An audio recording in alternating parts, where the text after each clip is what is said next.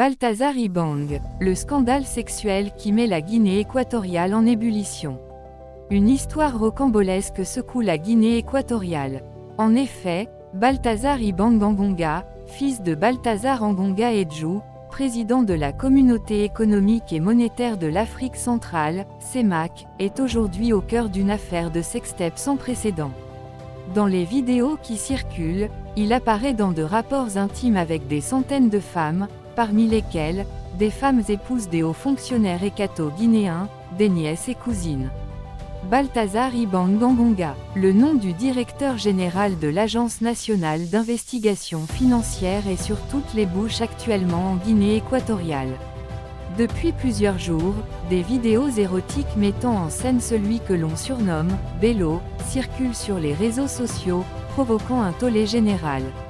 Il aurait détourné les équipements de surveillance de son bureau à des fins personnelles, enregistrant méthodiquement ses relations intimes. Dans des vidéos qui circulent sur la toile, cette figure bien connue dans l'establishment équato-guinéen apparaît en compagnie de plusieurs femmes, dont certaines seraient mariées à des hauts fonctionnaires de la République ou des amis et frères, d'autres encore des jeunes femmes qui seraient ses nièces ou ses cousines. Les révélations font état de plus de 400 vidéos compromettantes, tournées dans des lieux aussi variés que des espaces professionnels ou des endroits publics. Le caractère systématique de ces enregistrements, où l'on aperçoit même l'homme surveillant ses écrans de contrôle pendant ses ébats, témoigne d'une organisation méticuleuse.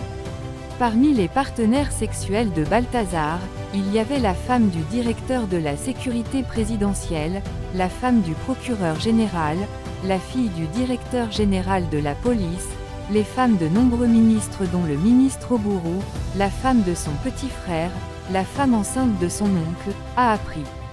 Cette affaire a suscité une vive indignation au sein de la société, où les appels à des sanctions sévères se multiplient, tant pour le protagoniste que pour les personnes impliquées, rapporte notre confrère l'Équatorial Guinea. Des enquêtes judiciaires.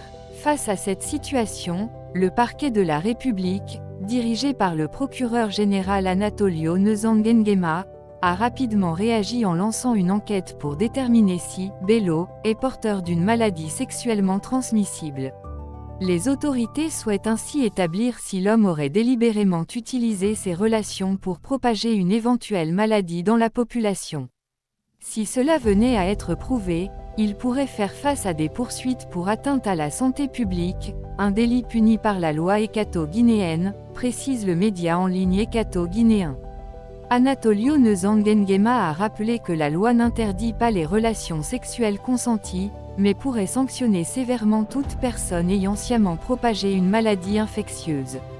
La population est en danger, car derrière chaque femme impliquée, il y a potentiellement des conjoints et d'autres personnes exposées indirectement, a déclaré le procureur rapporte l'Équatorial Guinea.